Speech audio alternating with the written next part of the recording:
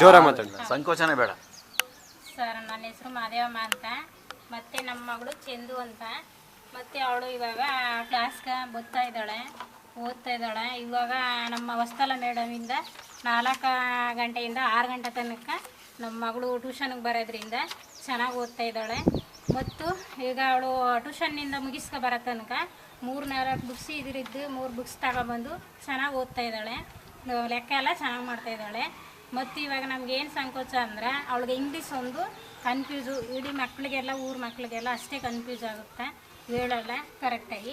ಅದರಿಂದ ಅವಳು ಇಂಗ್ಲೀಷ್ನೀಗ ಮುಂದೆ ಇನ್ನೊಂದು ಸರಿ ಬರೋ ತನಕ ನಮ್ಗೆ ಅದನ್ನ ಇಂಗ್ಲೀಷ್ನೀಗ ಪ್ರಯತ್ನ ಪಡಿ. ನಮ್ಮ ಮಕ್ಕಳಿಗೆ ಇಂಗ್ಲೀಷು ಬರ್ತಾ ಇಲ್ಲ, ಅದನ್ನು ಬರೋಂಗ ಹೇಳೋಕೆ ಪ್ರಯತ್ನ ಪಟ್ಕೊಡಿ. ಮುಂದೆ ನಾವು ಅದನ್ನು ಕೇಳ್ಕೊತಾ ಇದ್ದೀವಿ. ಇವಾಗ ಇಂಗ್ಲೀಷು ನಮ್ಗೆ ಇದು ಪೇರೆಂಟ್ಸ್ ಮೀಟಿಂಗ್ಗೆ ಮತ್ತೆ ನಾವು ಬಂದಿದ್ದಾಗ ಅದನ್ನೇ ಕೂಡ ಟೀಚರ್ ಜೊತೆಲಿ ಮಾತಾಡಿದ್ದೀವಿ.